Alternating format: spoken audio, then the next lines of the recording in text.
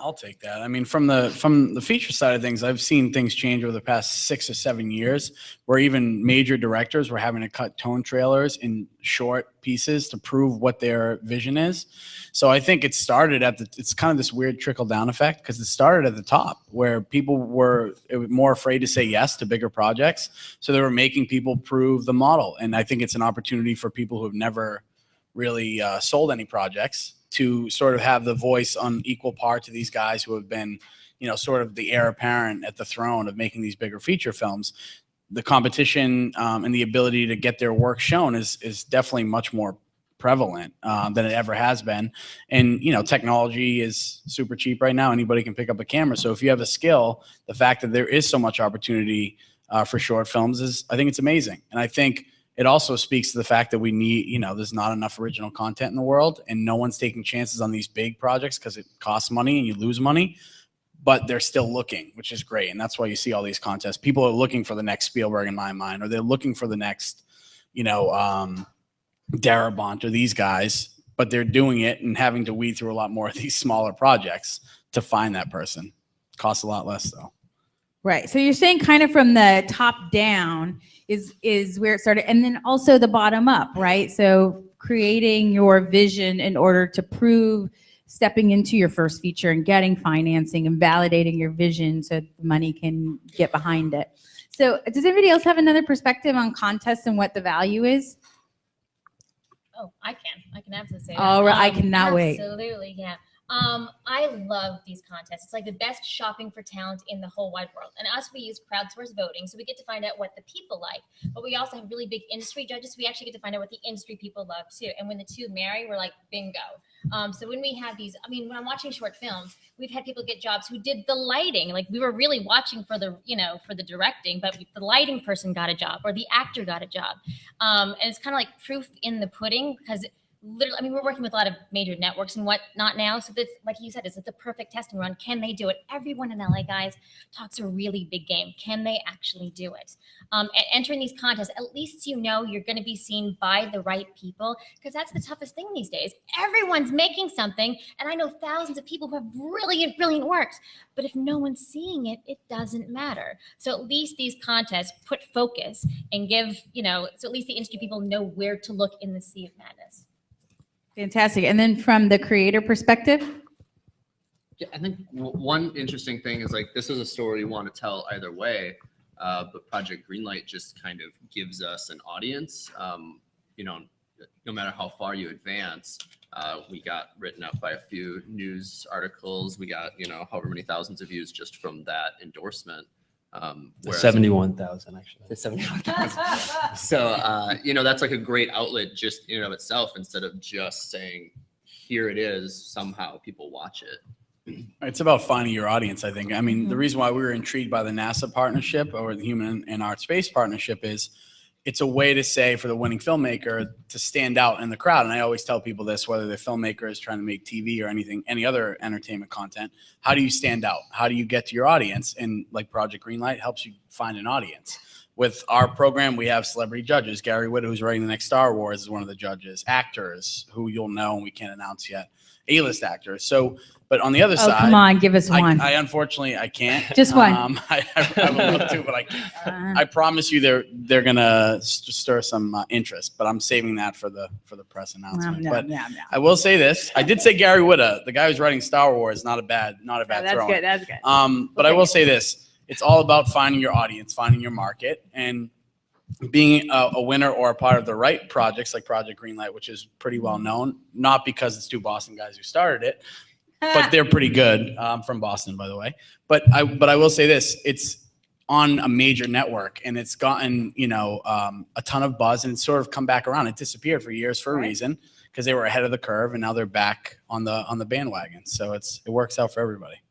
Excellent. And so, Mohit, let me ask you this, because your model is you are going and getting these short films that are put into these film festivals. They're lauded in these very important festivals, and then really not always have a distribution strategy or opportunity after the fact. And so you're offering that. Now, does it live in one app, or do they each have their own app? No. So right now it's in our our app now? So that's an interesting question. So no, so they're all under our one umbrella called Play Festival Films, where you can find from various film festivals. However, we have done some custom apps. If you have some good content, like, there was these guys, they had a very interesting YouTube channel. The reason they came to us is because they were monetizing through the CPM rates. I can tell you on the money part, on the YouTube, you get a CPM rate of around $2 or $3. On the apps, you will be surprised, it's above $25. So you're talking 10 times more money right off the bat. But they have the more audience. But if you know how to build it, we actually make custom apps for you. It's not a cost at that point because we already have advertisers and sponsors on board. We just need to see the content, and you have to just tell us a story. This content, who did you make it for? So, but right now, the most of the films will be on our app, and when they're successful in terms of, when I say successful, either in terms of views or making money, that's very important. We actually take them to different platforms, which could be TV or those kind of other cross deals. So then you'll like package it up and sell it internationally, or? Definitely, yep. Yeah. So that's what we do, and those will be the top 20% of the films, and we do license that too. Yep. That's great. And so my question was, because I've seen these kind of apps around where it is advertiser driven and no upfront cost, which I think is a great model. But at the end of the day, you have to be able to drive downloads, or it's not worthwhile to. So the fact they're all together, I think, is very helpful for people's films to be sourced and to bubble up to the top. Right, Definitely, and you're able to program. because then every filmmaker or the content owner is going to say, hey, watch my movie on this, and that becomes a network effect. Everybody is going and they're seeing each other's movies rather than their own channel, unless they have a big catalog, So that's how we do it, So yep, so you have to have a network effect, otherwise you will not be able to just have millions and millions of audience, if you will. So yep. And Eitan, so you're having a contest too. Yeah. And is that more to drive awareness to the software, or are you constantly like creating a platform for creators to kind of express themselves? It's both, because as the creator of the software and a filmmaker, I wanted to do both. Also loving Halloween, because we have the Halloween theme and haunted jungle. So we thought, hey, it'd be really cool to see what people can come up with. This is our first contest, so we're not sure the success of it or the failure of it. I mean, so far we've definitely gotten some entries, so we're going to see how it goes. But obviously it's primarily, to promote the software, just like the Doritos contest, which is, $1 million that you can get. We can't offer $1 million, but we can certainly yet. But, some of those things are just amazing. So we're trying to see the creativity that people can come up with. Got it. Great. So do we have sound? Ready to go? All right, so we'll take the name of this film, Billy, is Sexy Superhero. Sexy Superhero. And were there any kind of requirements around it, or you could just make a 5-minute? 3 minutes or shorter. 3 minutes or shorter. Go. That was kind of actually, it was between 1 and 3 minutes. Yeah. Thank you for the correction. All right, while we're watching this, I want you to think up your questions because I'm going into the audience.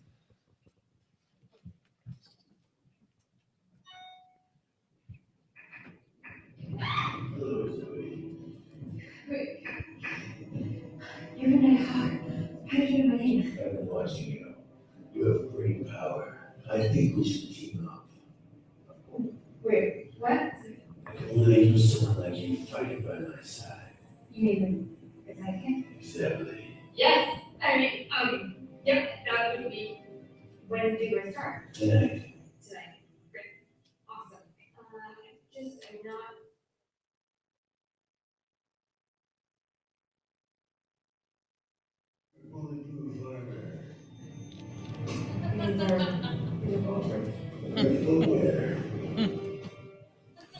Pants, weapon, and your chest protection. Now get dressed. Hurry up. And spin. No time to waste.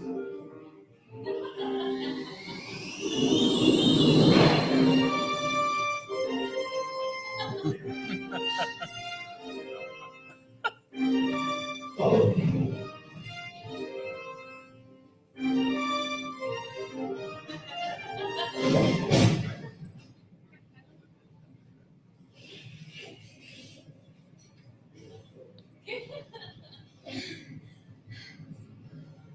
So where are high heels? They're weapons. Right. Good point. So the chest protection. And more so just kind of like, they're my boobs. True. One little punch and my nipple is gonna pop out there. Are you trusting me? No. So, I'm gonna be your sidekick. I'm gonna need more practical shoes and better head protection and weapons other than just this whip. Okay. That went well. Alright. Even though I can crush a human head while wearing this, I think that my outfit doesn't inspire the same kind of awe that yours does. It has another effect entirely. Hey, wait! What are you doing? You can't leave. If it's gonna circulate your brain. Okay, fine. I'll help you. But under one condition.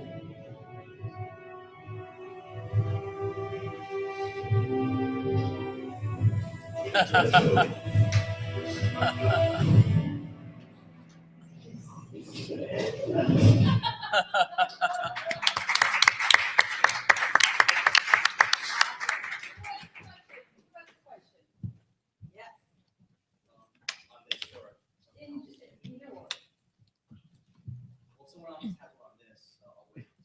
No, go ahead. This was great. Thank you, guys. Very funny. Very cool.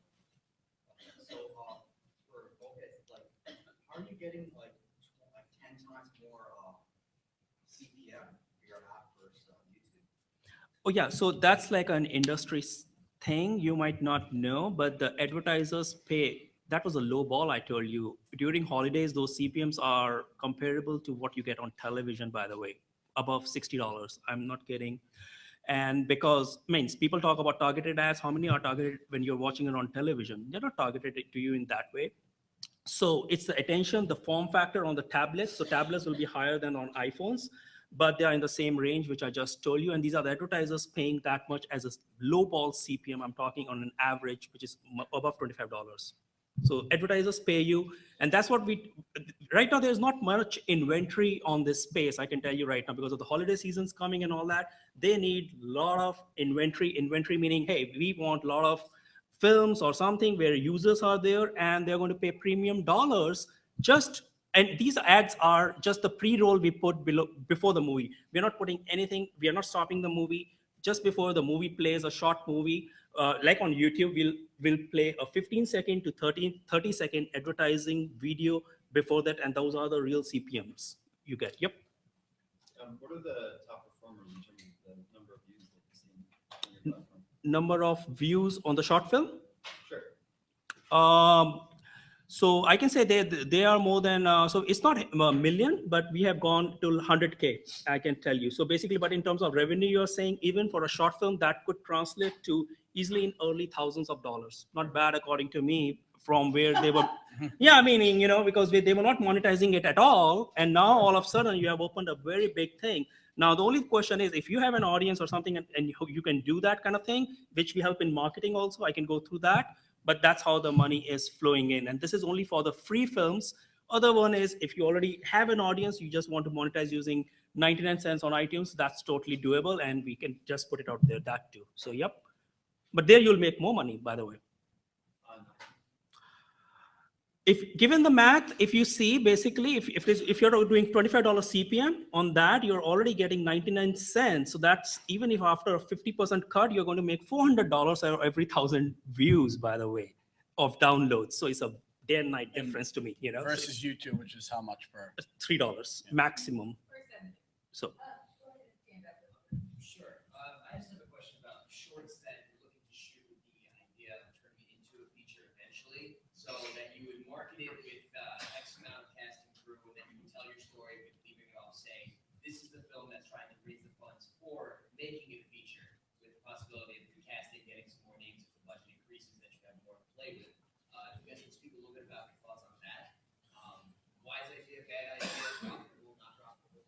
Well, I think, we see those every day. And like I was saying earlier in the intro is, I think if you have the right relationships and you have a sort of an access point to get that scene, I've seen sort of both sides of the coin where somebody shot a short film as a proof of concept and they spent a ton of money, but the acting's not that great and they don't really have any names, or they prove that they don't really have any relationships, but they might have an original idea.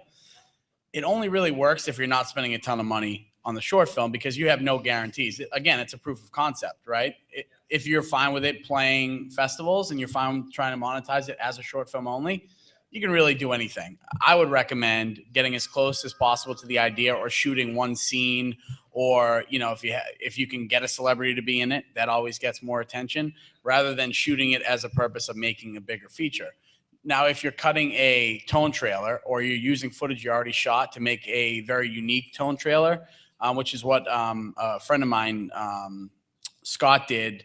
He had a YA book series called it's sort of, I'm trying to think of the new name, but Penguin put it out. It's about angels and demons, and he shot this tone trailer where he had original footage, and he used that to sell the book and then sell the feature idea. That's different to me than shooting a short film, because a short film could be standalone, could be something bigger if you add scenes to it, but you're happy with it being where it is. So I think you probably want to focus on tone trailer if you're looking to make the bigger thing than a short film in and of itself. And I just add to that, don't you think this is an opportunity for crowdfunding? So I'd like to hear your perspective on crowdfunding. I've actually had a couple buddies of mine who just put together some money for a movie based on Alzheimer's that they're shooting in Omaha, based on the life story of his dad.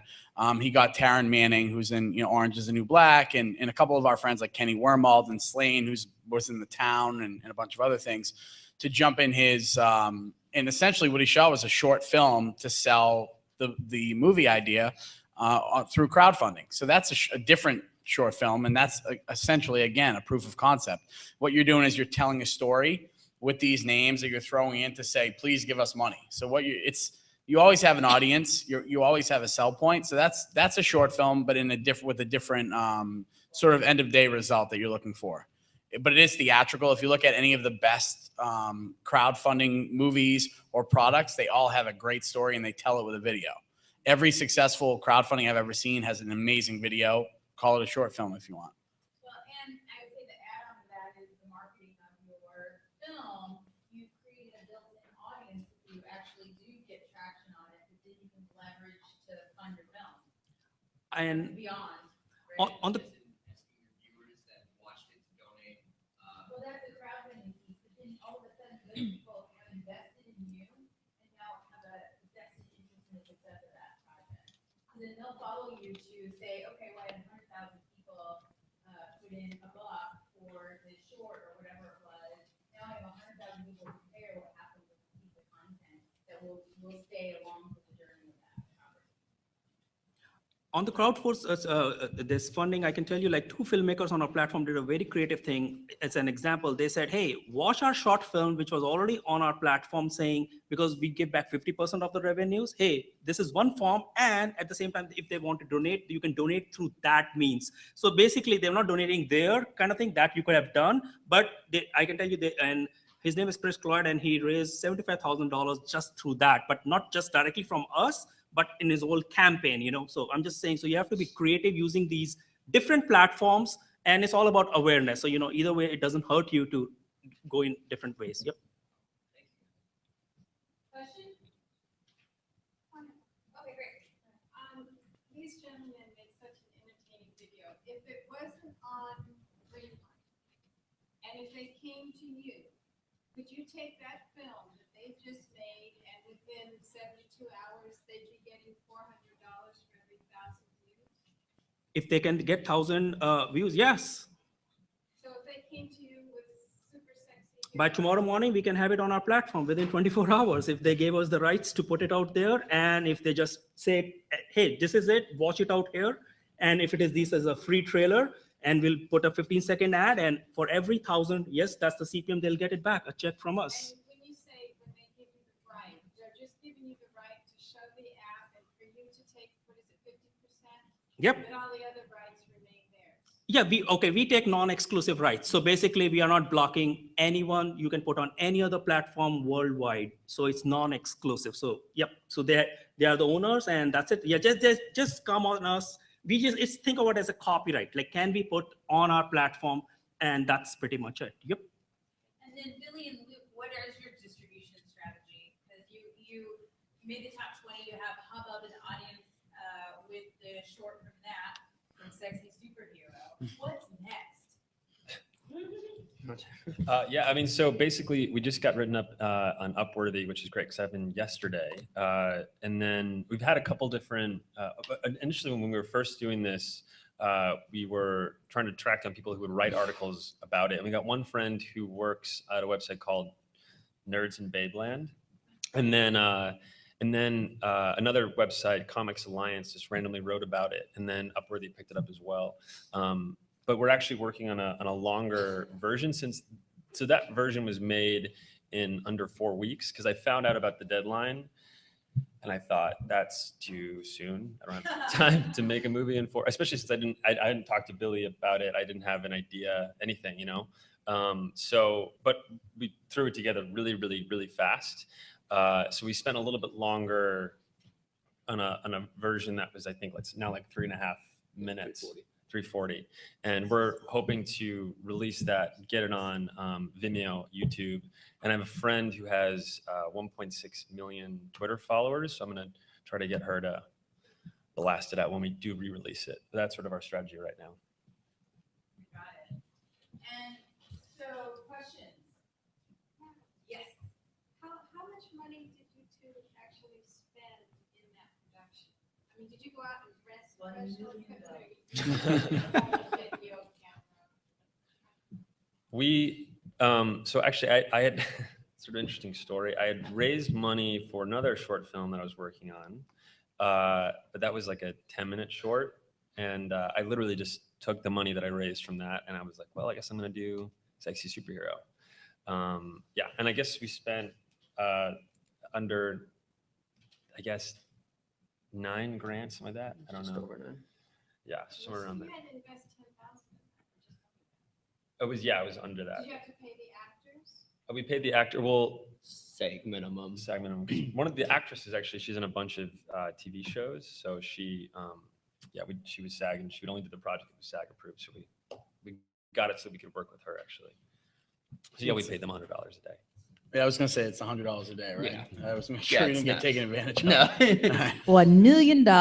And so clearly there's an opportunity for software to come into this. And, at what budget levels are people engaging in your software? Is it for the, $1,000 a minute or Right.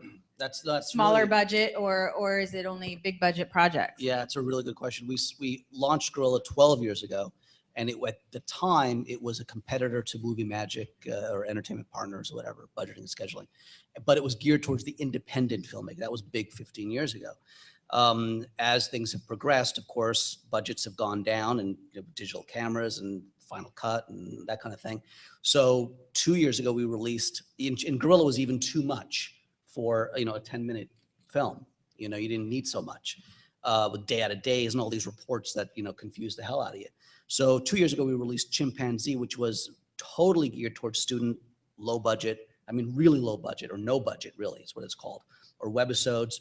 And it's that's taken off. Even though Gorilla is still our flagship product, Chimpanzee is designed for the low budget student filmmaker, and that's been taken off a lot lately.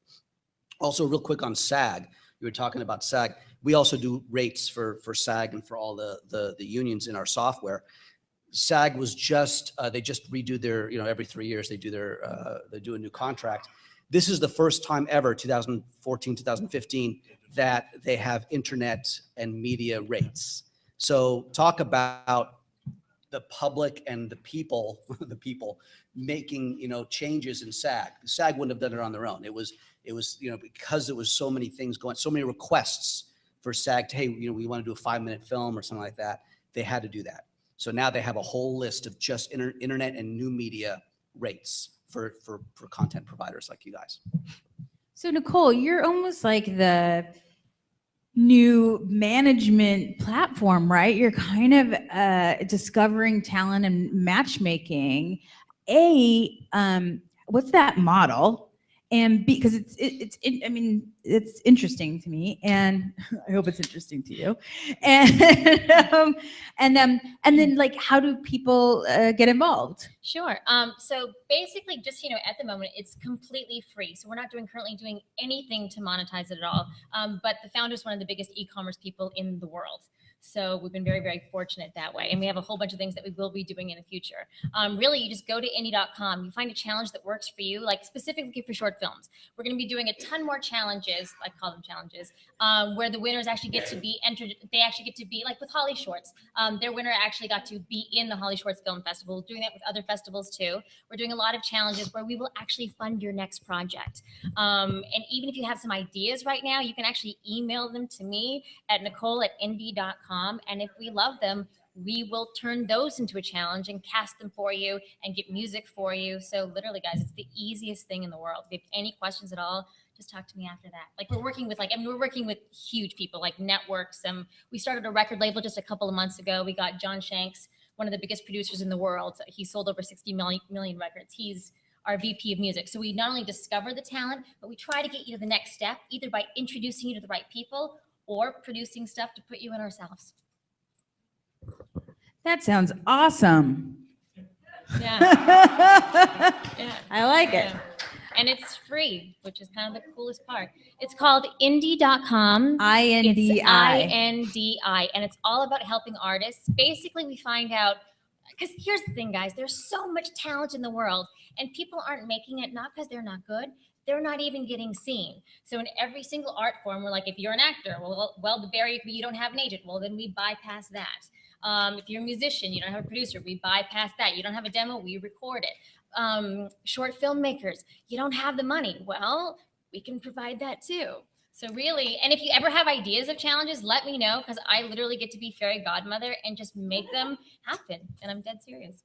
I love that. So I find this interesting because I feel, the YouTube space is pretty saturated at this point, and trying to break out and become your own brand inside of the YouTube ecosystem, I think is difficult at this point.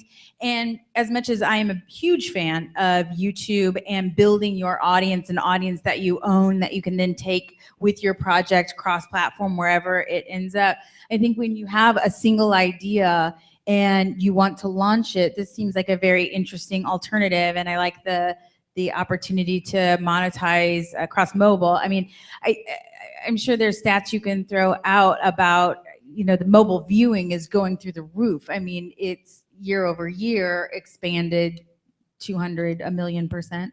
Oh yeah, I mean, for the numbers, That's if you specific. really, this is the first, this is the first year, this is 2014, where I'm just talking about the advertising dollars, which has surpassed print and other newspaper, basically. So basically you have TV, PCs, and then is mobile. And the numbers you're talking is above, this year was like around $10 billion.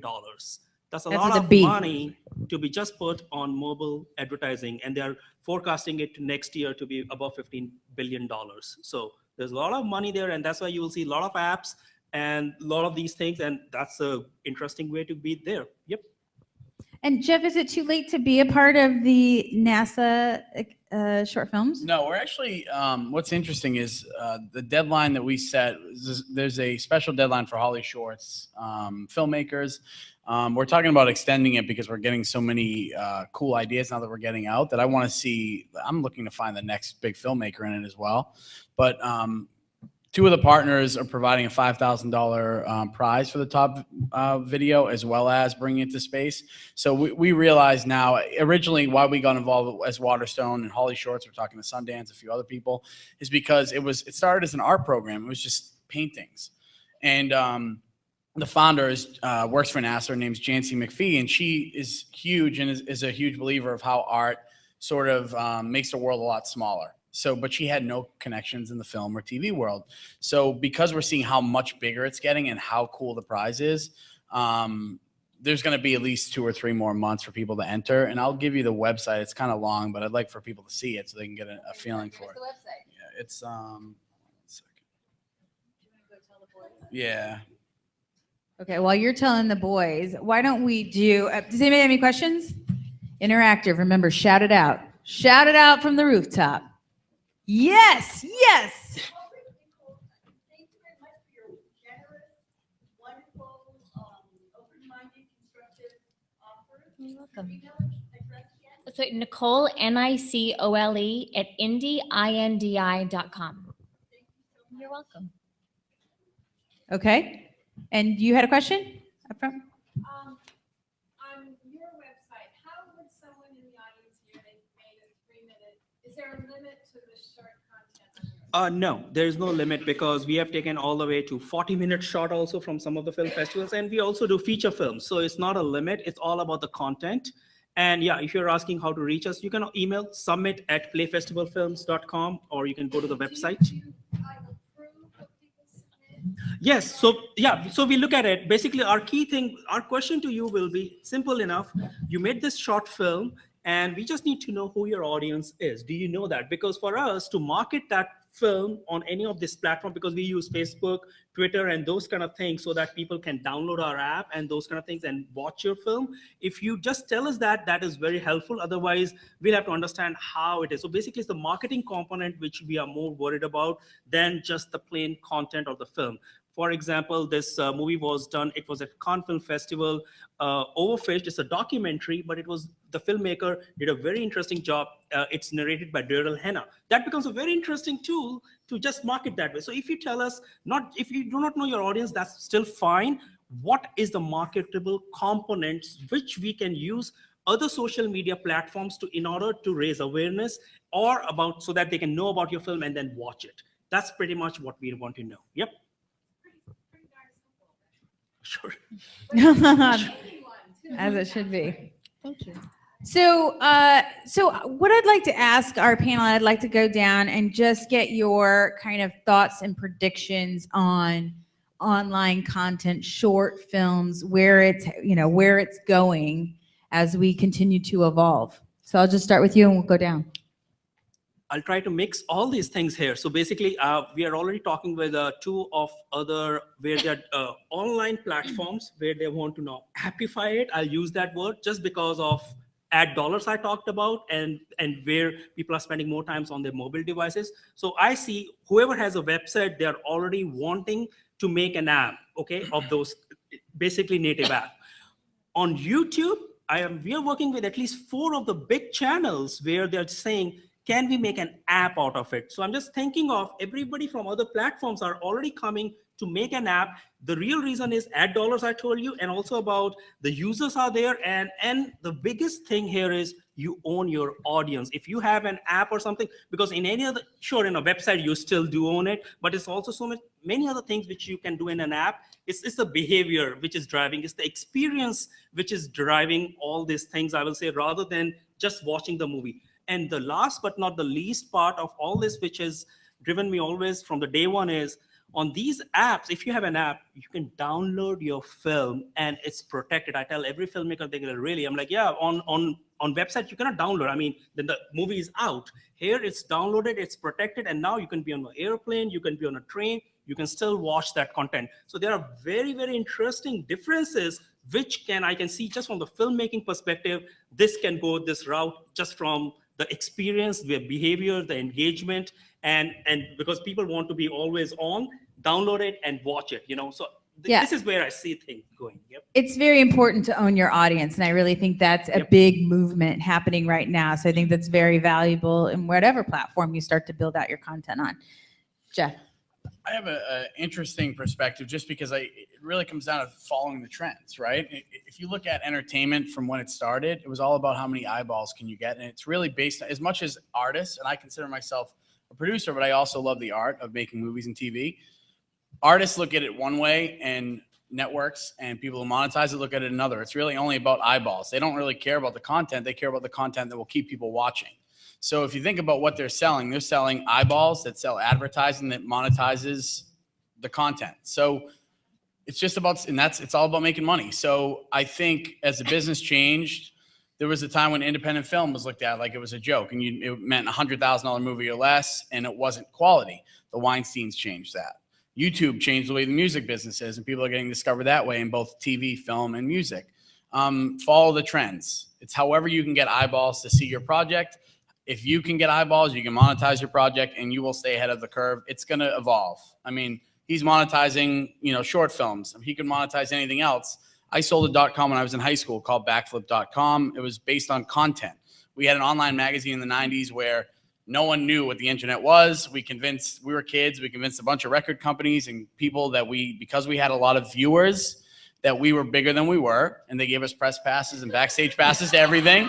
And we showed up and they would be like, "Where's your dad?" type of thing. So it's really only about eyeballs. We sold the eyeballs, the domain name, to a couple guys who were trying to start a search engine to rival Yahoo at the time. And this is to rival Yahoo, which is in the 90s. It's making the comeback around, but it's always about eyeballs. So when I talk about movies, just to address your question earlier, make content that has an audience. Know your audience before you make it. If you love it, hopefully other people love it. If you want more people than yourself and your family to see it, make content that has an audience. Find your audience first, and you'll always evolve, and you'll continue to do what you love to do. That's so right on. It is about eyeballs at the end of the day. As a programming executive, I buy content that will drive eyeballs because that hits my numbers so that we can then monetize it. So, it's all about the numbers of the day. Nicole. Yeah. I think that a new day is dawning. I think that what you've been praying for the last several years is just starting to happen. It's not going to be that fast, but it is happening now. A few years ago, like every single studio was opening new media divisions. Everyone got excited. Everyone's making all these films. Everyone's throwing stuff online, and it got lost in a sea of madness. So all of a sudden, things are now starting to get organized, which is very, very good for you. That being said, make good stuff, guys. Find something that you're really, really proud of. You're much better off finding one that you love more than anything, because that's your calling card. If what you make the first time, like if you are blessed enough to get into the right hands, if it's not the best thing humanly possible you could have done, you're not going to get the chance to show them anything else ever again. But guys, I don't know if you know this. I'm sure most of you do. Like Legendary is now starting a new television, new media division. Bruce Rosenblum is the head of it. He's one of the most innovative people I've ever met in my entire life. Watch what they do, because everyone else, I'm sure, will follow. Excellent. Eitan. It's interesting. I come from the old school where I think what you said is fantastic and it's dead on. However, that's the producer side. I'm the creative side. I'm the filmmaker, the writer side. And I remember being in a seminar a long time ago with Warner Brothers, the two heads of Warner Brothers who did Batman. And one of the producers said, big on the wall, this was in Burbank, "Who's in it?" was the first thing. Who's in it? And I would sit there in the audience, who the fuck cares who's in it? I'm a writer. I'm a creator. I want to do what's the content, the story. That's the perspective of all you guys, the filmmakers, right? You guys want to start with the story, and then we'll figure out who's in it. They're both right. I made a film, an independent film 10 years ago called Interviewing Norman, hilarious film. The screenplay was hilarious. I'm not saying that just because I wrote it, but everybody, it was really, really a funny film. Problem was, no one was in it who had a name. I got SAG actors, right? But not one name. And it didn't go anywhere. And I should have followed, hey, let's try to get at least one or two SAG actors in there. Then you can get distribution. So you got to think both. You got to think, I got to do something I would love. Don't try to second guess the industry. You're going to fail. Okay, if you say I'm going to do the next, the Hunger Games or whatever like that, it's been done. You're not going to do it. You have to do what comes from here, but also think as a producer. Try to think like both. I think that's really great advice. It is because you're going to have to work on this project for probably a long time. Chances are you're going to be the so you writer, better director, love it. Producer, you're going to be everything. Yeah, and don't just try to fit in the mold of the industry, what you think the industry wants. To have it something that you're passionate and care about. I want to follow up on that just because I agree with him. Good Will Hunting. If you ask 9 out of 10 studio executives, they'll tell you it's one of their top 5 movies of all time. It's written by 2 guys who no one cared about before they sold that movie. They wrote it at a community college. It took 10 years to write it. So I agree with him. You should stick to what you're passionate about, and that's how you sell it. But I'm going to tell you right now, had they not done it the right way, you wouldn't know what Good Will Hunting is right now. They wouldn't be where they are in their careers.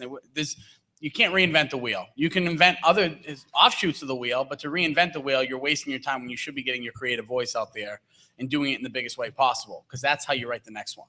So I started writing scripts. My cousin's a director named Steve Miner. He sold Friday the 13th, The Wonder Years, Dawson's Creek, Soul Man, directed and produced a million things. And I had his advice. Never helped me, never gave me a job. But I would send him scripts and they'd come back ripped up with red ink everywhere. And I realized, shit, this is terrible. I hate being a writer. What do I do to make my movie? He said, you got to be a producer.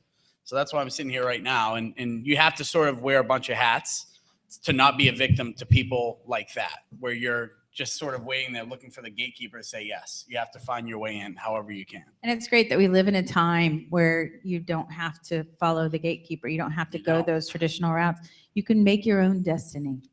That's our takeaway today. Gentlemen, Billy Luke. Just from trying to get like your As an content. Emmy award-winning short film maker. I mean, I think the exciting thing now is just trying to get your content seen.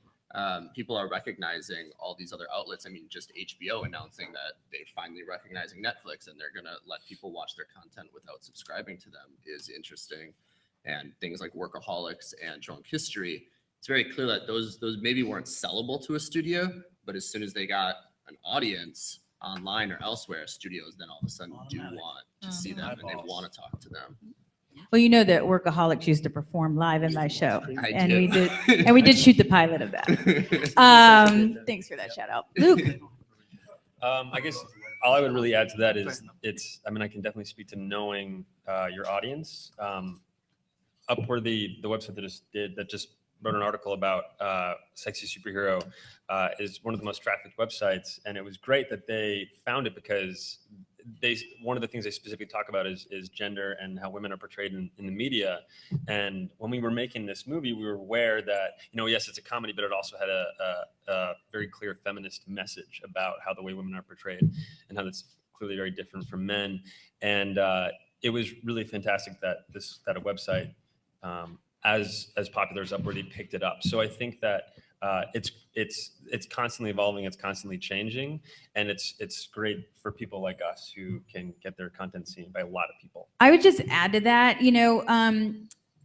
being just cognizant of what is happening in the zeitgeist at the moment, with the CEO of Microsoft, like, just blundering the whole idea of raises and feminism really bubbling to the top. It is a perfect time for that video to blow up. And you never know when something's going to happen in the zeitgeist that will relate to your film that you can leverage to kind of make it stand out in its own right. And that's a perfect example of that. And people picked it up and are running with it. So that's great.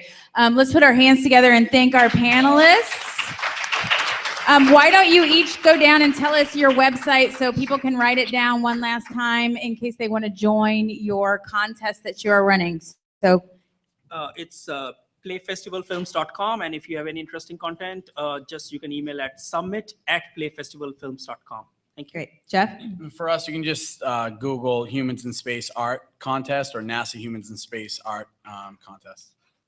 Mine, you go to indi.com and you just shop for a challenge you want to do.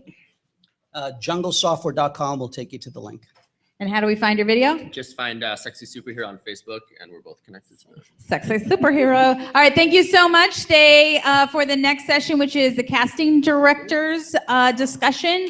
Thank you to Regular Creative and to Holly Shorts. And thank you to the panelists. Woo! Definitely. Maybe we'll just